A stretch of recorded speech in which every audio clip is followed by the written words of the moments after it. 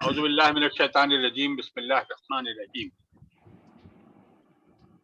حاضرین، ناظرین اور سامعین، آپ تمام لوگوں کا آج کی نشست میں خیر مقدم ہے، جس کی صدارت ڈاکٹر محمد اسلم پرویز صاحب سابق وائس چانسلر کو کرنی تھی، لیکن انہوں نے معذرت کر لیا ابھی تھوڑی دیر پہلے، اور اب صدارت ڈاکٹر پروفیسر زاہد حسین صاحب کریں گے انشاءاللہ۔ ہماری خوش قسمتی ہے کہ ماہ مبارک ہمیں حاصل ہو رہا ہے اور ہم لوگ اسے خوش آمدید کہنے کو تیار بیٹھے۔ باری تعالیٰ کا ارشاد ہے، یا ایھا الذین آمنوا کتب علیکم الصیام کما کتب علی الذین من قبلکم لعلکم تتقون۔ اے ایمان والو، تم پر روزوں کو فرض کیا گیا ہے جس طرح سابقہ قوموں پر فرض کیا گیا تھا تاکہ تم تقوی والے ہو جاؤ۔ روزہ جس طرح اللہ تعالیٰ کے قرب خاص اور تقوی کا ذریعہ ہے، اسی طرح صحت کا ضامن بھی ہے۔ مجھے خوشی اس بات کی ہے کہ رمضان کے روزوں سے ہماری صحت پر پڑنے والے اثرات اور روزوں سے ہماری صحت کو ملنے والے فائدوں کے بارے میں کما حقہ واقفیت حاصل کرانے کے لیے ہمارے درمیان ڈاکٹر عابد معیز صاحب، جو ماہر تغذیہ ہیں، موجود ہیں۔ ان کا اس مجلس میں تعارف کرانا سورج کو روشنی دکھانے کے مترادف ہوگا۔ پھر بھی اپنا فرض نبھانا چاہتا ہوں، اور بہت مختصر ان کا تعارف یہ ہے کہ آپ نے عثمانیہ یونیورسٹی سے MBBS کے بعد MSc نیوٹریشن کیا، اور ملک و بیرون ملک یعنی بالخصوص سعودی عرب میں ماہر تغذیہ کی حیثیت سے تقریباً 3 دہائی گزاری۔ صحت، طب اور تغذیہ کے مختلف موضوع پر 2 درجن سے زائد کتابیں تصنیف کی ہیں، اور متواتر اخبارات اور رسائل میں کالم لکھتے رہے ہیں اور انعامات حاصل کرتے رہے ہیں۔ صدر محترم کی اجازت سے میں بڑے ادب و احترام سے ڈاکٹر عابد معیز کو دعوت دینا چاہتا ہوں کہ رمضان اور ہماری صحت کے موضوع پر گفتگو کا آغاز فرمائیں۔ جناب ڈاکٹر عابد معیز صاحب۔ بہت شکریہ۔ میں شکر گزار ہوں انجمن فروغ سائنس کا، علی گڑھ شاخ کا، کہ انہوں نے مجھے یہ موقع عنایت فرمایا۔ رمضان اور ہماری صحت اس عنوان سے میری کتاب بھی ہے، اور اسی کے حوالے سے میں اپنی بات کرنا چاہوں گا۔ تو میں ٹھیک ہے، چلیے میں اپنی گفتگو کو 5 حصوں میں تقسیم کروں گا۔ سب سے پہلے بنیادی معلومات فراہم کروں گا کہ غذا کی ضرورت کیوں ہے اور اس کا حصول کیسے کیا جاتا ہے۔ پھر اس کے بعد یہ بتاؤں گا دوسرے حصے میں کہ روزہ کیا ہے۔ پھر تیسرے میں اسلامی روزہ یعنی رمضان کے متعلق بات کروں گا، اور پھر وقت کی اگر وقت رہا تو رمضان میں وزن بھی بڑھ سکتا ہے، اس بارے میں بھی بات چیت ہوگی، اور پھر ذیابیطس کے مریض روزہ کیسے رہیں اس بارے میں جو ہے سو ہم بات کرتے ہیں۔ اب دیکھتے ہیں ہم غذا کی ضرورت کیوں ہوتی ہے۔ زندگی کا انحصار غذا، پانی اور ہوا پر ہوتا ہے۔ یہ ہم سبھی جانتے ہیں کہ غذا، پانی اور ہوا کے بغیر زندگی کا وجود تقریباً ناممکن ہوتا ہے، اور ہماری یہ پہلی ترجیح ہوتی ہے کہ ہم ان چیزوں کو حاصل کریں۔ پھر اس کے بعد ہم کپڑا، مکان وغیرہ کی طرف، دوسری ضروریات کی طرف جاتے ہیں۔ ماہرین مضمون کو سمجھانے کے لیے انسانی جسم کی ساخت اور کارکردگی کو ایک پرپیچ مشین جیسے کہ ایک ایڈوانسڈ موٹر کار ہوتی ہے اس سے تشبیہ دیتے ہیں۔ اب آپ دیکھیے موٹر کار کا تقابل انسانی جسم سے کیجئے تو موٹر کار کو چلنے کے لیے ایندھن چاہیے، ڈیزل یا پیٹرول اس کی ضرورت ہوتی ہے، اور پھر اس کے مینٹیننس کے لیے کلچ، آئل، پانی، ہوا وغیرہ وغیرہ کی ضرورت پیش آتی ہے۔ جس طریقے سے بونٹ اس میں مختلف پرزے ہوتے ہیں کار کے، ویسے ہی ہمارے پاس بھی مختلف اعضاء وغیرہ ہوتے ہیں۔ اب انسانی جسم کی طرف آتے ہیں تو آپ کو اندازہ ہوگا کہ ہمارا ایندھن غذا ہے، غذا سے ہم توانائی حاصل کرتے ہیں، اور یہ توانائی کس سے ملتی ہے؟ گلوکوز سے ملتی ہے۔ گلوکوز کے علاوہ اور بھی نیوٹرینٹس ہمیں درکار ہوتے ہیں جنہیں غذا سے فراہم کیا جاتا ہے۔ اس کے علاوہ ہمیں پانی بھی درکار ہوتا ہے، ہوا بھی چاہیے ہوتی ہے۔ یہ انسان کو جیسا بھی مشین کے سے تشبیہ دی گئی، لیکن انسان مشین سے بہت زیادہ یا کار سے بہت آگے ہوتا ہے۔ وہ سوچتا ہے، نمو پاتا ہے اور اپنے جیسا پیدا کرتا ہے، جبکہ کہ مشینوں میں یہ صلاحیت نہیں ہوتی۔ اب آپ دیکھیے، غذا توانائی، انرجی اور مخویات یعنی نیوٹرینٹس فراہم کرتی ہے۔ ہم اپنی پلیٹ میں مختلف اقسام کی چیزیں کھاتے ہیں، جیسا اجناس ہوئے، آپ کے میوہ ترکاری ہوا، گوشت، چکنائی، شکر، دودھ وغیرہ، ان سے توانائی ملتی ہے۔ توانائی سے ہم مختلف کام کرتے ہیں۔ توانائی سے مراد یہ ہے کہ یعنی کام کرنے کی صلاحیت پیدا ہوتی ہے، اور یہ ان لوگوں سے ہم کو نیوٹرینٹس بھی ملتے ہیں۔ نیوٹرینٹس میں کاربوہائیڈریٹس ہوتے ہیں، فیٹس ہوتے ہیں، فائبر، واٹر وغیرہ وغیرہ۔ اب غذا کے علاوہ ہمیں پانی کی بھی بہت ضرورت ہوتی ہے۔ وہ اس واسطے ہوتی ہے کہ ہمارا 55 سے 70% جسمانی حصہ پانی پر مبنی ہے، اور پانی ہمیں کم سے کم ہر دن ایک بالغ انسان کو 2 لیٹر پانی کی ضرورت ہوتی ہے۔ اب کھانے کے لیے ہمارے پاس بے انتہا اور یعنی بہت زیادہ غذائی اشیاء، بہت متنوع غذا دستیاب ہے، اور جب اتنی زیادہ غذائیں دستیاب ہوں تو ہم لوگ الجھن کا شکار ہوں گے ہی کہ ہم کیا کھائیں۔ تو ایک سوال جو ذہن میں آتا ہے کہ کیا، کتنا اور کب کھائیں، ہمیں یہ جاننا ضروری ہے۔ سب سے پہلے ہم کیا کھائیں کا جواب تلاش کرتے ہیں۔ کیا کھائیں؟ ماہرین یہ کہتے ہیں کہ بیلنس ڈائٹ لیجئے۔ بیلنس ڈائٹ کا مطلب متوازن غذا ہے۔ متوازن غذا سے مراد یہ ہے کہ عمر، آپ کی فعلیاتی کیفیت کے حساب سے تمام غذائی اشیاء آپ کی پلیٹ میں موجود ہوں، کسی کا کوئی غیر متوازن نہ ہو، کسی کی زیادہ مقدار نہ ہو اور کسی کی کم مقدار نہ ہو۔ اور یہ عام لوگوں کو سمجھانے کے لیے ماہرین نے غذائی اشیاء کو مختلف گروپس میں تقسیم کیا ہے، اور پھر غذائی ہدایات دینے کے لیے فوڈ پلیٹ اور غذائی حرم کی شکل میں ہدایت دی ہے۔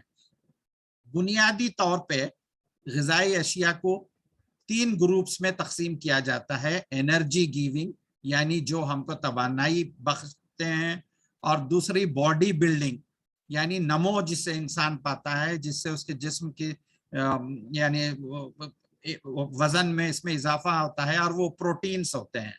اور پھر تیسری ایک ہوتی ہے پروٹیکٹیو غذائی اشیاء، جس میں وٹامنز، منرلز جو ہماری کارکردگی کے لیے ضروری ہوتے ہیں۔ ان تینوں کو گو فوڈس، گرو فوڈس، گلو فوڈس بھی کہا جاتا ہے۔ بعض ملکوں کے ماہرین نے غذائی اشیاء کو 4 گروپس میں تقسیم کیا ہے۔ ویجیٹیبل اینڈ فروٹس، آپ کے گرین فوڈس یعنی اجناس، پھر ملک اینڈ ملک پروڈکٹس، پھر میٹ، ایگ وغیرہ وغیرہ میں۔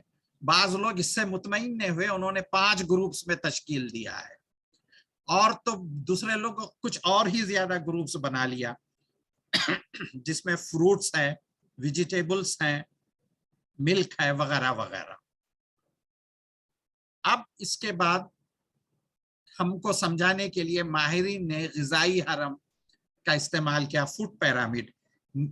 اس میں نیچے جو غذائی اشیاء رکھتے ہیں ان کا زیادہ استعمال ہو، اس سے اوپر جو ہوتی ہیں ان کا بھی زیادہ ہو، اس سے اوپر جو ہوتے ہیں ان کا کم ہو، اور بالکل آخر میں جو ٹپ پر ہوتے ہیں ان کا بہت ہی کم ہو۔ تو غذائی حرم کے نیچے جو اشیاء ہیں وہ بریڈ اینڈ سیرل گروپس ہیں، جس میں رائس، پستا، اناج وغیرہ شامل ہیں۔ ان کی جو ہے سو آپ کو 6 سے 11 سرونگ سے مراد یہ ہے کہ جو غذائی جو آپ کو سرو کی جاتی ہے اس کو سرونگ کہتے ہیں۔ وہ سرونگ سے مراد وہ نہیں ہے جو ہم چمچے سے ڈال لیتے ہیں، سرونگ کی ایک مقررہ مقدار طے کی گئی ہے جس کا کہ اکثر لوگوں کو علم نہیں ہے اور وہ زیادہ بھی کھانے کی طرف مائل ہوتے ہیں۔ پھر دوسرے اس کے بعد ویجیٹیبلز اور فروٹس ہیں، ان کے روز 2 سے 4 یا 3 سے 5 سرونگز تک کی گنجائش رکھی گئی ہے۔ پھر پروٹین گروپ ہے جس میں دودھ، گوشت، اور سب سے آخر میں شکر اور چکنائی گروپ ہے جس کا کم سے کم استعمال کیا جائے۔ تو یہ بات ہم کر رہے ہیں کیا کھائیں۔ پھر دوسرے لوگوں نے پلیٹ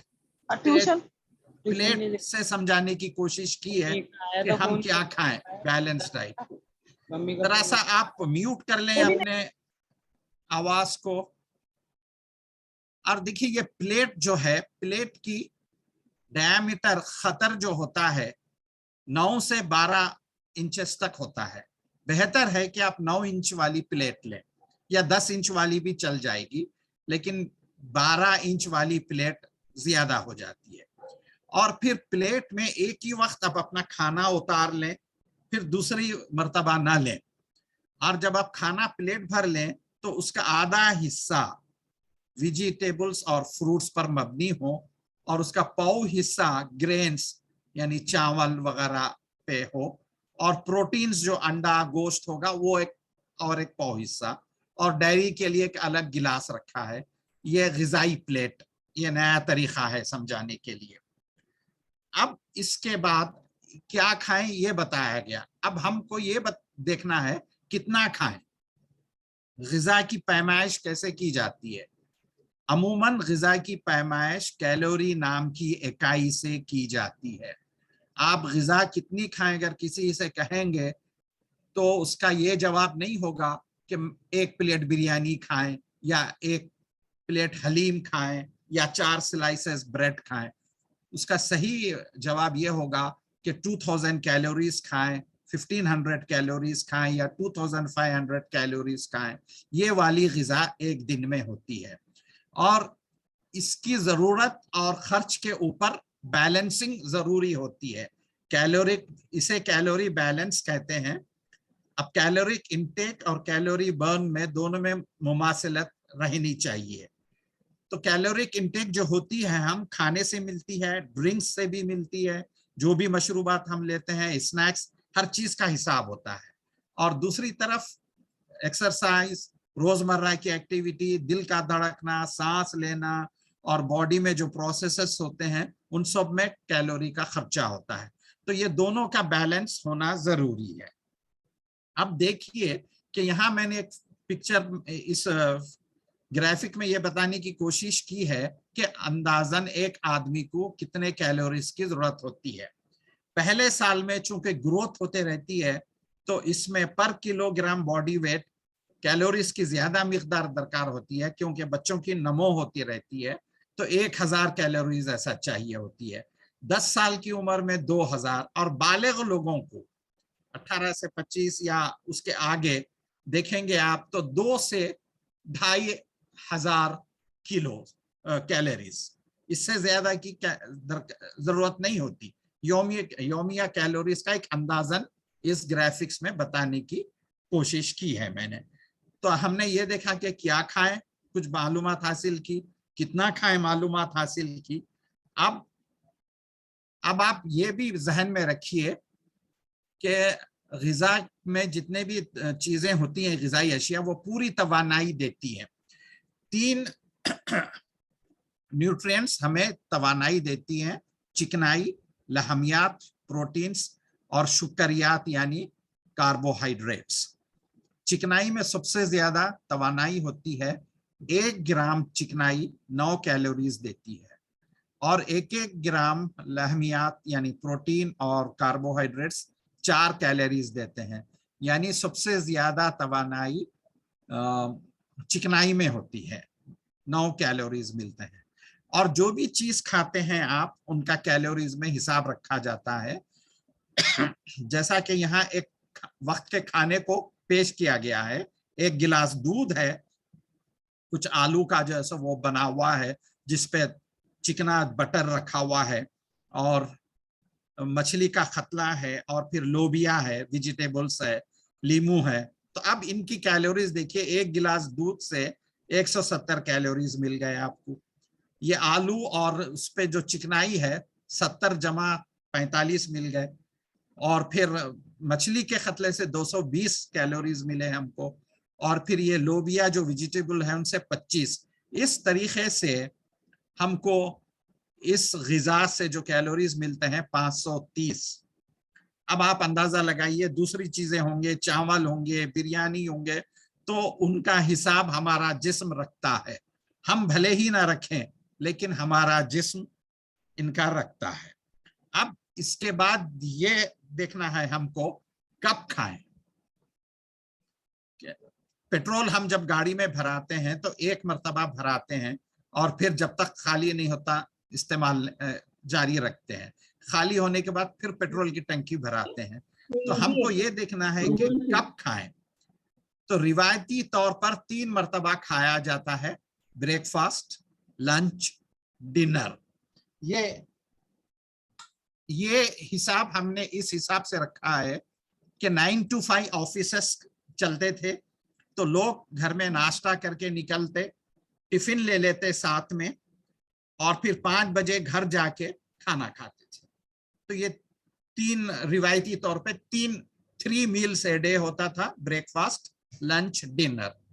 अब लेबर जो क्लास था, लेबर जो तबका था, वो 2 मर्तबा खाता था। घर से खा के निकलता, बीच में चाय वाय पी लेता, दोपहर या वक्त में कुछ सस्ता लेता, किसी झाड़ के नीचे ठंडी हवा खा लेता, और फिर घर जाके डिनर करता। तो इसके 2 हुए। तो ये तो ब्रंच, बाज लोग ब्रेकफास्ट और लंच को मिला के करते हैं, या बाज लोग जो है सो लंच को देर से लेते हैं और फिर डिनर करते हैं। ब्रेकफास्ट छोड़ भी देते हैं अक्सर लोग। तो 3 मर्तबा खाते हैं, कोई 2 मर्तबा खाता है। अब एक जो ये थी कि कम वक्फे से स्मॉल एंड फ्रीक्वेंट मील्स, इसका बहुत चर्चा हुआ, न्यूट्रिशनिस्ट ने इसके ऊपर बहुत बगलें बजाई कि ये बहुत सही तरीका है, कम कम खाया जाए और कम कम वक्फे से खाया जाए, थोड़ा थोड़ा सुबह से शाम तक खाते रहें। और ये वो लोग करते थे जिन्हें फुर्सत भी रहती थी और कोई काम नहीं रहता था, खाते रहते थे। नाश्ता करते थे 6-7 बजे, फिर उसके बाद मिड डे मील करते थे, फिर लंच से पहले करते थे, फिर लंच करते थे, फिर इवनिंग स्नैक करते थे, फिर रात में सोने से पहले खाते थे, फिर बेड टाइम खाते थे। ये तरीके से नुकसान ज्यादा देखा गया। इसके बाद फिर अब तक जो हमारी तहकीक हुई, उससे ये नतीजा निकला कि नया और जदीद मशवरा ये है कि जब भूख लगे खाएं, और जब पेट भर जाए छोड़ दें। तो अब तक की जो गुफ्तगू, यानी कितना खाएं, क्या खाएं, तो उसमें ग़िज़ा की बुनियादी अहमियत पे मैंने जोर दिया है, क्यों ज़रूरी है हमको ग़िज़ा, क्यों खाना चाहिए। और फिर माहिरीन की तहकीक और मशवरे जो हमको वक्त वक्त पे मिलते रहे, 3 food groups, 5 food groups, 7 food groups, ये वो, तो ये हमको उलझन में इसमें मुब्तला करते हैं। और फिर अब माहिरीन का खुद मशवरा आया है कि जब भूख लगे खाएं। लेकिन आज का इंसान जो ये बुनियादी एहसास था भूख का, खत्म हो चुका है। अब हमें भूख उस वक्त लगती है जब घड़ी देखते हैं, 9 बजते ही नाश्ता याद आता है, 2 बजे लंच याद आता है, रात को खाना याद आता है, या किसी दावत में देखते हैं, होटल में देखते हैं तो खाना पीना याद आता है। तो ये बेतरतीबी, भूख ना लगने पे खाना, ये ज्यादा नुकसान पहुंचा रहा है। अब ये जानने के बाद अब हम ये देखते हैं कि रोजा क्या है, यानी फास्टिंग क्या है। फास्टिंग कोई ऐसी गैर मामूली चीज नहीं है, ये ना खाने का अमल है। ये इरादतन भी हो सकता है या मजबूरन भी हो सकता है, और इसकी कोई दूसरी वजूहात भी हो सकती हैं। लेकिन फास्टिंग ये है कि इरादतन खाने से کھانے سے بھی پھر یہاں یہ ہے کہ مکمل غذا سے یا بعض غذائی اشیاء سے یا کھانے پینے سے ایک معینہ مدت یا وقت کے لیے احتراز کرنا روزہ یا فاسٹنگ کہلاتا ہے۔ غذا سے احتراز کو فاقہ بھی کہا جاتا ہے۔ روزے کو ہندی میں برت، عربی میں صوم کہتے ہیں۔ یہ دیکھیں یہاں بتانے کی کوشش کی ہے کہ وقت کے لحاظ سے کھانا سے نہیں کھانا یا کھانا اور لکوڈ ڈائٹ دونوں سے جیسا پرہیز کرنا۔ اب ڈائٹنگ کے یا فاسٹنگ کے ساتھ اور دو الفاظ ہمیں سمجھنے کی ضرورت پڑتی ہے، ڈائٹنگ اور ایک اسٹارویشن۔ ڈائٹنگ ایک غذائی عمل ہے، ایک غذائی کھانے کا پلان ہے، اور اس کے مقاصد مختلف ہوتے ہیں صحت کو بہتر کرنے کے لیے، اور روزہ رکھنا ڈائٹنگ کا حصہ ہو سکتا ہے۔ ڈائٹنگ میں آپ کو روزہ رکھنے کا مشورہ دیا جاتا ہے۔ فاقہ کشی سے مراد یہ ہے کہ غذا اور پانی کا نہ ملنا فاقے کا سبب ہے۔ آج دنیا میں ضرورت سے زیادہ غذا ہے، اس کے باوجود لوگ فاقہ کشی کا شکار ہیں۔ اس کی وجہ قحط ہے، غربت ہے، اور ان سب سے بڑی وجہ سیاست ہے۔ اللہ محفوظ رکھے اس سے۔ اب آپ دیکھیے، جیسا میں نے کہا روزہ رکھنا نارمل یا طبعی فعل بھی ہے۔ ہم صبح سے شام تک مستقل کھاتے نہیں رہتے، جب سوتے ہیں اس دوران نہیں کھاتے، اور پھر 2 وقت جب کھاتے ہیں تو ان کے درمیان بھی 3 سے 5 گھنٹوں کا وقفہ ہوتا ہے۔ تو یہ تمام جو ہے کھانا جب فعلیاتی عمل ہے، فزیولوجیکل پروسیس ہے، تو فاقہ کرنا یا روزہ رکھنا بھی فزیولوجیکل ہے۔ اور اسی چیز کو بخارات کا ماننا تھا کہ روزہ یا فاقہ ہمارا جسم کو خود سے ٹھیک کرنے کی کوشش کرتا ہے۔ یعنی اس کی مثال پھر میں کار کی طرف سے دوں گا کہ کار آپ چلانے کے بعد اس کو جیسے جب ریسٹ دیتے ہیں تو کار جو ہے سو بہتر طریقے سے اپنے آپ کو کوشش کرتی ہے کہ آرام کر کے صحیح ڈھنگ میں آ جائے۔ تو یہ رات میں ہم جب سو جاتے ہیں تو ہم فاقہ کرتے ہیں یا فاسٹنگ کرتے ہیں، اور اس فاسٹنگ کا متبادل طریقہ علاج یا نیچروپیتھی میں بہت استعمال کیا جاتا ہے۔ یونانی میں بھی غذا بالعلاج کیا جاتا ہے۔ تو اب روزے کی اقسام دیکھیے کتنی ہیں۔ پہلا روزہ تو فزیولوجیکل ہوا، یعنی فعلیاتی، جب ہم سوتے ہیں 7-8 گھنٹے 6 گھنٹے کچھ نہیں کھاتے، یہ فزیولوجیکل فاسٹنگ بھی۔ پھر مدت کے لحاظ سے طویل مدتی یا مختصر، شارٹ ڈیوریشن جیسے 8-10 گھنٹے کا روزہ رکھنا، اور لانگ ڈیوریشن بعض لوگ 2 دن کا، بعض لوگ میڈیکل فاسٹنگ میں 8-10 دن کا بھی کراتے ہیں، 3 دن کا بھی ڈاکٹروں کی نگرانی میں۔ اور پھر غذائی پرہیز کے لحاظ سے روزہ مکمل ہوتا ہے، جیسا ہم رمضان میں کوئی چیز نہیں کھاتے، کوئی چیز نہیں پیتے، اور بعض لوگوں کا ریسٹرکٹیو ہوتا ہے، یعنی ان کے پاس بعض اشیاء کا پرہیز ہوتا ہے، جیسا بعض لوگ صرف یعنی سیال غذا استعمال کرتے ہیں، چائے پی لی، فروٹس جوس لے لیا، لیکن وہ گوشت وغیرہ نہیں کھاتے، یہ ریسٹرکٹیو پرہیز میں آتا ہے۔ اور پھر اس کے بعد سے مقصد کے لحاظ سے طبی روزہ ہو سکتا ہے، میڈیکل ڈاکٹروں کے مشورے پہ، مذہبی ریلیجیس جیسا رمضان کا ہوتا ہے، اور پھر سیاسی جیسا بھوک ہڑتال کی جاتی ہے، اس کو سیاسی جو ہے سو یہ کہتے ہیں۔ اس کے بعد ہم دیکھتے ہیں کہ تھوڑا سا طبی روزے کی طرف ذرا سا توجہ دیجئے۔ میڈیکل جو روزہ ہوتا ہے، آپ لوگ تو اپنا خون کا معائنہ کئی مرتبہ کروائے ہوں گے، جس میں فاسٹنگ بلڈ گلوکوز یا فاسٹنگ معائنے کیے جاتے ہیں، جس میں 8 سے 12 گھنٹوں کی فاسٹنگ کے لیے کہا جاتا ہے۔ تو رات میں 8-9 بجے کھانا کھا کے سو گئے، صبح اٹھ کے جا کے خون کا معائنہ کروا لیا، یہ جو ہے سب فعلیاتی فاسٹنگ ہو گئی۔ اور جب مریض کو بے ہوش کیا جاتا ہے یا جراحی سے پہلے، عمل جراحی کے دوران اور بعد میں بھی مریض کو فاقہ کروایا جاتا ہے، تاکہ اس کے معدے کو آرام ملے، معدے اور انتڑیوں کو آرام ملے اور وہ ریاکٹ نہ کریں۔ اور پھر شدید بیمار مریضوں کو نتھنگ پر ماؤتھ NBM یا NPO نتھنگ پر اورل جیسی روزے کی حالت میں رکھا جاتا ہے، تاکہ ان کو علاج میں اور ان کو रिकूप करने में मदद मिल सके। और जिस्मानी वजन के माहिरीन, जिस्मानी वजन में कमी के लिए माहिरीन अपनी निगरानी में फास्टिंग करवाते हैं। और बाज ऐसे अमराज हैं जैसे डायबिटीज, टाइप 2 डायबिटीज है, कोलेस्ट्रोलेमिया है, इसमें मिन जुमला सेहत की बेहतरी के लिए रोजे से मदद ली जाती है। अच्छा, अब जब ये रोजे के इतने फवायद हैं तो डॉक्टरों ने और माहिरीन तग़ज़िया ने रोजे पे बाज़ाब्ता काम किया, और काम करके उन्होंने एक तरीका दरियाफ्त किया जिसको इंटरमिटेंट फास्टिंग कहा जाता है। इसको इंटरमिटेंट फास्टिंग कहते हैं, जो वक्फे वक्फे से रोजा रखा जाता है। ये फास्टिंग से ज्यादा ग़िज़ा के हुसूल करने, ग़िज़ा खाने का एक प्लान है, डाइट प्लान है, जिसमें बारी बारी फाका, यानी फाका किया फिर खाया, फिर फाका किया फिर खाया, ये बारी बारी ये अमल दोहराया जाता है। तहकीक से पता चला है कि इंटरमिटेंट फास्टिंग से फास्टिंग होती है 8 घंटा खाना। फिर ये इंटरमिटेंट फास्टिंग 2 तरीके की होती है, और इंटरमिटेंट फास्टिंग में होता क्या है पहले वो देख लेते हैं।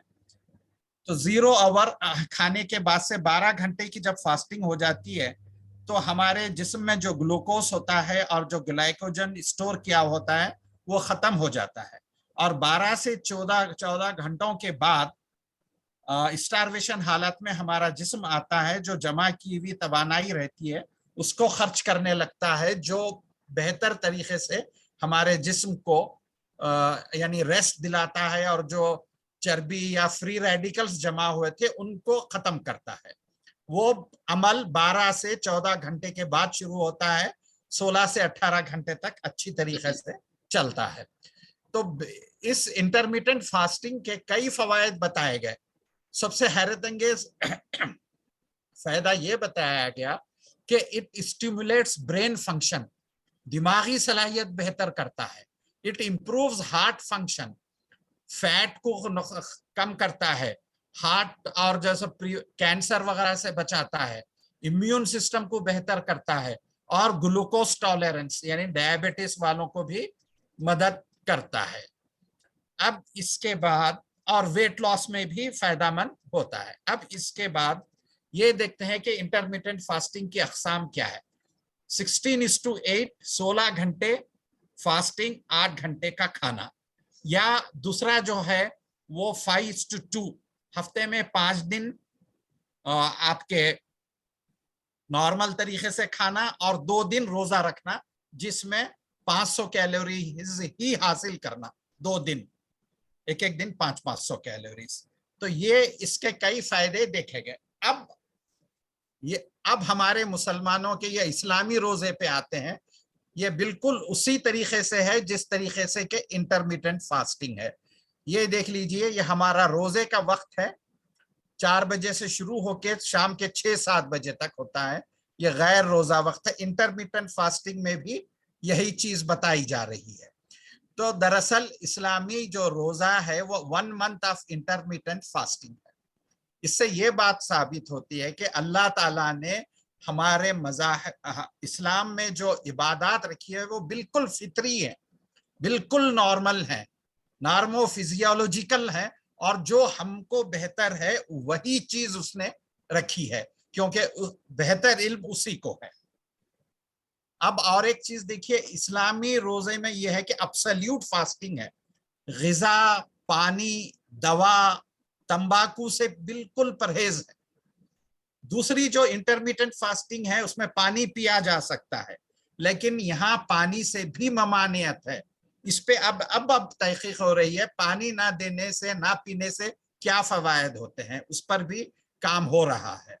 और ये शॉर्ट फास्ट है ये, और उमूमन रोजे की जो मुद्दत होती है 11 से 18-20 घंटे तक होती है।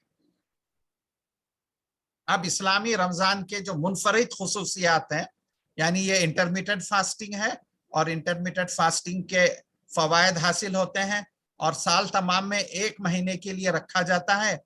और रमजान मुख्तलिफ मौसमों में आता है, चूंकि ये लूनार कैलेंडर से चलता है, कभी गर्मा में आता है, कभी सरमा में आता है। اور کروڑہا لوگ ایک وقت میں روزہ رکھتے ہیں، یہ اجتماعیت ہے۔ اور اس کے جو فوائد ہیں اس پہ کم تحقیق ہوئی ہے، انٹرمیٹنٹ فاسٹنگ پہ ہوئی ہے، لیکن اسلامی فاسٹنگ جس میں پانی کی بھی ممانعت ہے اس تعلق سے کم ہوئی ہے۔ مزید ریسرچ ہو رہی ہے، امید ہے کہ نتائج 5-10 سال میں آ جائیں گے۔ اب دیکھیے یہ ہماری اسلامک فاسٹنگ ہے، 4 بجے سے 6 بجے تک شام میں پانی بھی نہیں پینا، کھانا نہیں کھانا، دوائیں نہیں لینا، مباشرت نہیں کرنا، تمباکو یا دیگر ڈرگز سے بھی پرہیز۔ یہ کتنی خوبیوں والا جو ہے سو ہمارا یہ ہے۔ جبکہ اگر آپ انٹرمیٹنٹ فاسٹنگ فزیولوجیکل یا میڈیکل فاسٹنگ لیں گے تو اس میں پانی کی اجازت رہتی ہے، کھانے اور یہ دواؤں کی بھی اجازت رہتی ہے، تمباکو وغیرہ کوئی چاہا تو وہ بھی لے سکتا ہے۔ اب یہ غیر روزہ وقت میں غذا بشمول پانی اور دوا کا استعمال ہم کو کرنا پڑتا ہے۔ 6 بجے آپ نے روزہ کھولا، افطار کیا، پھر بیچ میں ایک آدھ مرتبہ کھایا، پھر دوائیں لی، پانی پیا اس دوران، اور پھر سحر کی۔ تو یہ جو غیر روزہ وقت میں ہم کو پوری غذائی جو ضروریات ہے ان کو پورا کرنا پڑتا ہے۔ اب آتے ہیں روزہ کیسے رہیں۔ ہم نے پہلے تو یہ دیکھا کہ روزہ کیا ہے، اسلامی روزہ کیا ہے، اب روزہ کیسے رہیں، غذائی ہدایات کیا ہے۔ مساوی غذا استعمال کریں، ایسو کیلورک ڈائٹ۔ اس سے مراد یہ ہے کہ آپ کو جتنی کیلوری درکار ہے اتنا ہی کھائیں رمضان میں۔ اگر آپ روز مرہ آپ کو 1800 یا 2000 کیلوریز درکار ہیں تو اتنی ہی غذا رمضان میں بھی استعمال کی جانی چاہیے۔ اور سحر اور افطار 2 وقت کا کھانا لیں، اور چاہیں تو درمیان میں ایک اسنیک کھائیں۔ درکار کیلوریز سے زیادہ نہ کھائیں، پسندیدہ اشیاء کا مناسب مقدار میں استعمال کریں، ترکاری اور میوے زیادہ کھائیں، یہاں بتانے کی کوشش کی گئی ہے۔ اور پھر یہ پلیٹ میں جو ہے سو بتایا گیا ہے کہ 50% آپ کی پلیٹ ترکاری پھل وغیرہ سے بھری ہونی چاہیے، 25% گوشت وغیرہ سے، اور 25% اناج سے۔ اب یہ دیکھیے غذائی ہدایت، زیادہ توانائی انرجی ڈینس اشیاء کا کم استعمال کریں، کم توانائی اور زیادہ مخویات نیوٹرین ڈینس اشیاء زیادہ ترجیح دیں۔ یہاں بتایا ہے میں نے کہ ہائر یہ جو نیوٹرین ڈینس انرجی ہے وہ یہ ہیں، پھل ہیں، پھلاری ہیں، اور ان کی یہ مقدار بڑی زیادہ ہوتی ہے اور توانائی کم ملتی ہے۔ جبکہ نیوٹرینٹ یعنی انرجی ڈینس فوڈز یہ کم مقدار میں ہوتے ہیں، جیسے مٹھائی، آپ کے دوسری چکنی اشیاء سے بنی ہوئی یہ چیزیں نیوٹرین یہ انرجی ڈینس ہوتی ہیں۔ اور ایک چیز جو آپ کو احتیاط کرنی ہے، سفید چیزوں کا، چکنائی، نمک اور شکر کم سے کم یہ کریں۔ ان میں پانی کا بھی خاصا خیال رکھنا پڑتا ہے آپ کو۔ اچھا، اب یہ زیادہ استعمال کرنے والی جو چیزیں ہیں یہاں میں نے بتایا ہے، ثابت اجناس، پھل اور ترکاری، کم چکنائی گوشت، مرغ و ماہی، کم چکنائی دودھ اور اس سے بنی اشیاء، اور پکوان کے طریقے بھی دیکھ لیجئے، بیک کی ہوئی، پانی میں ابال کر بنائی ہوئی، بھون کر اور کم چکنائی میں پکوان کی گئی، سارٹنگ کی ہوئی، یا جو ہے ایسی اشیاء استعمال کریں۔ اور کم استعمال کرنے کے لیے تلہن جیسے سموسے، پکوڑا، کباب، یہ رمضان میں زیادہ کھایا جاتا ہے سموسا۔ اب آپ اندازہ کیجئے ایک سموسے میں کتنی کیلوریز ہوتی ہیں۔ آلو ہوتا ہے، گوشت ہوتا ہے، اور پھر سموسے کو تیل میں ڈبو کر تلا جاتا ہے، تو جب تیل میں ڈبو کر تلا جاتا ہے تو پوری چکنائی اندر جا کے بیٹھ جاتی ہے۔ ایک ایک سموسا 200 سے 350 400 کیلوریز ہوتے ہیں اس میں۔ اب اگر کسی کو 2000 کھانا ہے، 4-6 سموسے دن میں، پوری اس کی کیلوریز مل گئی اس کو۔ پکوڑوں کا بھی وہی حال ہے، کباب کا بھی۔ میٹھی اشیاء جیسے شربت، مٹھائیاں، لسی، یہ چیزوں کا کم استعمال ہونا چاہیے۔ چکنائی دار اشیاء جیسے آئس کریم، مسکا، लाल गोश्त, मुकम्मल चिकनाई दूध और उससे बनी अशिया, नमकीन अशिया, खारी इसलिए कि नमक ज्यादा मिलता है, चिकनाई में डुबोकर तली गई अशिया और ज्यादा चिकनाई के इस्तेमाल से बने सालन से परहेज करना चाहिए। रमजान रोजे के वक्त चूंकि हमको पानी पीने से ममानियत है, तो उसका खास ख्याल रखें कि गैर रोजा वक्त में हम पानी पिए, 8 गिलास वक्फे से पानी लेते रहें। और किसी फलसफी का कहना है कि इंसान का बेहतरीन मशरूब पानी है, सादा पानी है, तो सादा पानी हम लोग इस्तेमाल करें और जिससे डिहाइड्रेशन से बचें। और शरबत जिसमें नमक और शक्कर का इस्तेमाल होता है, उससे जो है सो परहेज करें, बेहतर रहेगा। अब रोजे के दौरान जिस्मानी रियाजत भी प्लान करें आप। सख्त मेहनत और जिसमें पसीना निकलता है उसको गैर रोजा वक्त के लिए मुख्तस रखें। रोजा रहते हुए ज्यादा मेहनत न करें ताकि पसीना बह के आपको डिहाइड्रेशन वगैरह की शिकायत ना हो। और फिर दूसरा ये है कि नींद और आराम का ख्याल रखें।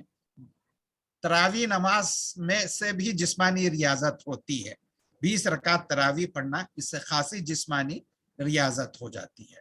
और फिर जब गैर मामूली जब हालात हों, जैसे सफर, बीमारी में रोजा छोड़ने की इजाजत दी ही गई है। अब देखिए कि अल्लाह की तरफ से दिया गया रमजान एक बेहतरीन मौका है। ये रमजान एक बेहतरीन ईटिंग प्लान और डाइटिंग है जो जिस्मानी वजन कम करने की करता है, और मेटाबॉलिक जो डिसऑर्डर्स हैं जैसे टाइप 2 डायबिटीज है, हाइपर कोलेस्टेरोलिया है, इन पर काबू पाने में मदद करता है। और सेहत बेहतर करने और चौखो चौबत रहने पर गामजन भी करता है, मेंटल एक्टिविटीज बढ़ाता है, ये तमाम चीजें होती है। और रमजान एक ऐसा महीना है जिसमें खराब आदतें जैसे पान खाना, तंबाकू का इस्तेमाल, च्युइंगम चबाना छोड़ने में मदद मिल सकती है, बशर्ते के बंदा कोशिश करे। अब जैसे ये 3 चीजें, पहले हमने ये बात की कि हम ग़िज़ा का हुसूल और कैसे होना चाहिए, ग़िज़ा कैसे खाना चाहिए। फिर उसके बाद हमने ये बात की कि ग़िज़ाई हिदायत क्या है, और फिर रोज़ा किसे कहते हैं, फास्टिंग के क्या फ़वाइद हैं, फिर रमज़ान का रोज़ा जो इंटरमिटेंट फास्टिंग कहलाता है। अब ये तो नॉर्मल हुआ।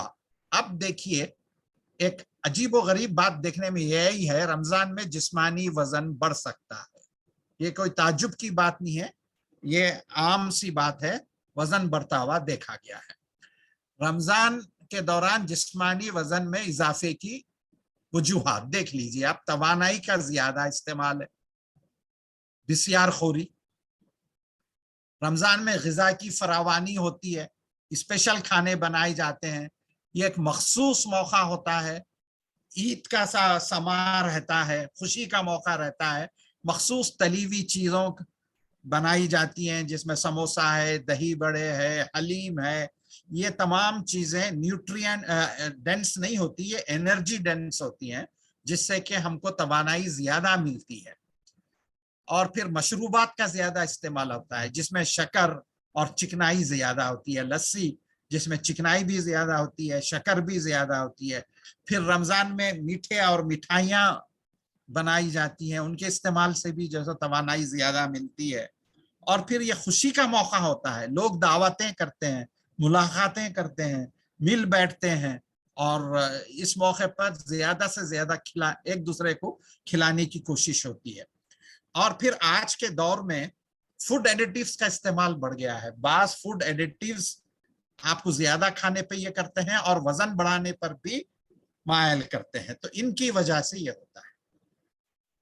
और एक फिर यह है कि रमजान के दौरान मामूल से कम रियाजत की जाती है और ज्यादा आराम करते हैं, सोते हैं। देखा यह गया है कि लोग 2 वक्त खाते हैं, सोते 3 वक्त हैं। फजर के बाद सोते हैं, फिर असर के बाद सोते हैं, फिर रात में थोड़ी देर सो जाते हैं। तो ये जो पैटर्न डिस्टर्ब हो जाता है, तो इसलिए किसी ने बेहतर कहा है फास्ट, फीस्ट एंड रिपीट।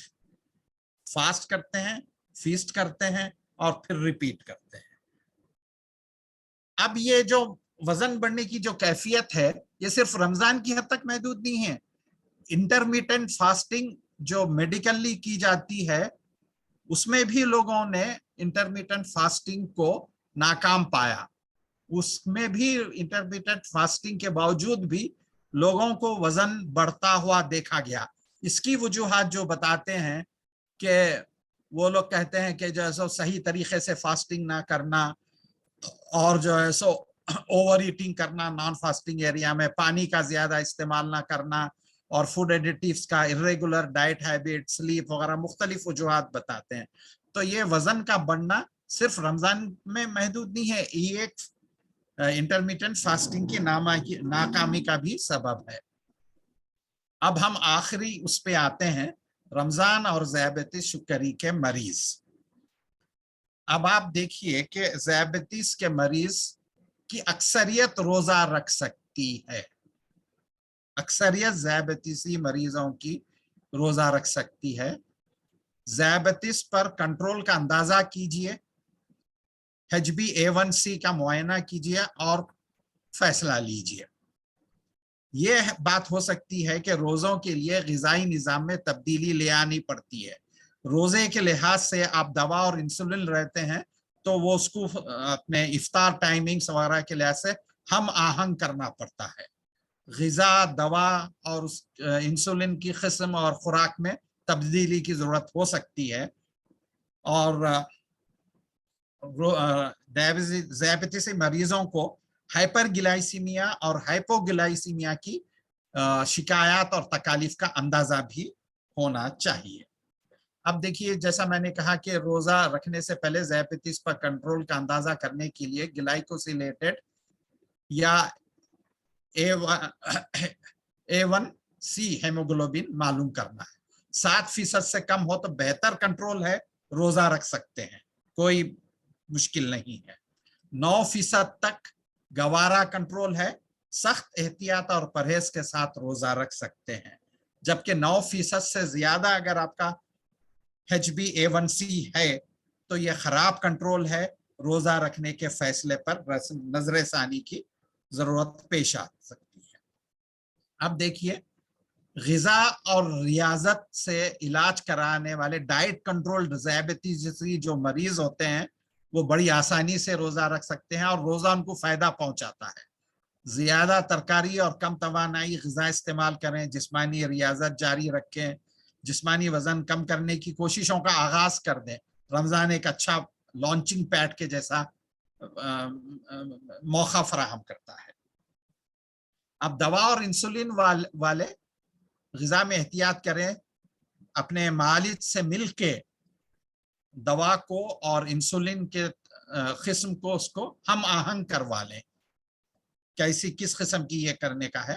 اور انہی لوگوں میں پیچیدگیوں کا زیادہ امکان رہتا ہے, اس پر توجہ دینے کی ضرورت پڑتی ہے. اب ذیابیطسی مریضوں کو روزے میں لاحق خطرات کیا ہو سکتے ہیں؟ کم یا قلت یعنی قلت خون گلوکوز, ہائپوگلائسیمیا یا ہائپر چھپ گیا ہے دونوں میں, یہ ہائپوگلائسیمیا ہے, خون کی مقدار کم ہو جاتی ہے, ایک دم سے چکر آنے لگتے ہیں اور جیسے تھر تھری ہوتی ہے, بھوک لگتی ہے, یہ ہو سکتی ہے. تو لوگوں کو معلوم رہتا ہے تو اس وقت کچھ نہ کچھ کھا لینا پڑتا ہے. پھر ہائپر گلائسیمیا ہو سکتا ہے, خون کی مقدار بڑھ سکتی ہے, اور ڈی ہائیڈریشن ہو سکتا ہے, ڈی ہائیڈریشن سے تھرامبوسس ہو سکتی ہے, اور پھر ڈائبیٹک کیٹو ایسیڈوسس نامی کیفیت ہو سکتی ہے جس میں پیشاب کا مانا اور جسم سے پانی کا زیادہ اخراج. ان کے بارے میں معمولی سی ہدایت, معمولی باتیں معلوم کر لینی چاہیے. ذیابیطسی مریضوں میں خون کا معائنہ کب کرنا چاہیے؟ افطار اور سحری سے پہلے. افطار یا بڑا کھانا ہے جو بھی مین میل ہوگا اس کے 2-2.5 گھنٹے بعد کیا لیول ہے گلوکوز کا معلوم کرنے کے لیے. سحری کے 4 گھنٹوں بعد, اور پھر رینڈملی جب کبھی ضرورت محسوس ہو, کوئی شکایت وغیرہ محسوس ہو تو اس وقت کرنی چاہیے. ذیابیطسی مریضوں کو روزہ توڑنے کا مشورہ وہ تو قلت خون گلوکوز, ہائپوگلائسیمیا جب 70 یا 60 ملی گرام ہو جاتا ہے اس وقت کرنا پڑتا ہے. جب ایک دم سے 300-400 بڑھ جاتی ہے تب, اور پھر انسولین اور دوا لینے والے مریض میں جب سحری کے 4 گھنٹوں بعد خون گلوکوز میں کمی یا زیادتی ہوتی ہے تو ایسے لوگوں کو روزہ توڑنے کا مشورہ ملتا ہے. میں سمجھتا ہوں اللہ معاف کرنے والا ہے, وہ بہتر جانتا ہے. اب ذیابیطس جنہیں روزہ نہیں رکھنا چاہیے, ٹائپ 1 ڈائبٹیز سے متاثرہ بچے, نابالغ بچے, ان پہ فرض بھی نہیں ہے روزے اور رہنا بھی نہیں چاہیے. اور ایک برٹل ڈائبٹیز بول کے ہوتی ہے جو بے قابو نہیں رہتی, شکر اچانک بڑھتی ہے, غیر مستحکم صورتحال رہتی ہے, تو ایسے لوگوں کو بھی پرہیز, روزے سے پرہیز بہتر ہوتا ہے. اور پھر مریض کا خود تجربہ جب رہا ہے کہ ہائپر گلائسیمیا یا ہائپو گلائسیمیا ہوا ہے تو وہ بہتر ہے کہ احتیاط کریں. اور وہ ذیابیطس مریض جن کے گردے صحیح طریقے سے کام نہیں کر رہے ہیں اور ان کو ایک دم سے پھر ڈی ہائیڈریشن وغیرہ ہو سکتا ہے, تو ایسے لوگ احتیاط کریں. حاملہ اور دودھ پلانے والی خواتین میں یوں بھی اجازت نہیں ہے, روزوں کو بعد میں رہا جا سکتا ہے. بس اب آخر میں آپ سے یہی دعا کر سکتا ہوں کہ اللہ تعالیٰ آپ کو رمضان کے فیض و برکات سے مستفید ہونے کا موقع عطا فرمائے اور اپنی برکتوں سے نوازے. میری 2 کتابیں ہیں, رمضان اور ہماری صحت, پہلے اردو میں لکھی تھی, پھر انگریزی پڑھنے والوں کا اصرار ہوا کہ ہم کو بھی چاہیے تو پھر اس کا انگریزی میں آیا تھا. تو یہ کتابیں یہاں پہ فلپ HTML فلپ فائل میں موجود ہے, نیچے جو دیا ہے اس میں آپ یہ کر سکتے ہیں. بہت بہت شکریہ. میں سمجھتا ہوں کہ ہم نے وقت پہ مکمل کیا ہے. اب سوالات ہوں تو صدر کی اجازت سے سوالات یا کامنٹس جو بھی ہوں ہم اس بارے میں بات کرتے ہیں. ماشاءاللہ بہت عمدہ ہے. بہت بہت شکریہ ڈاکٹر عابد محی صاحب. بہت تفصیل سے آپ نے اس ٹاپک کو ڈسکس کیا ہے.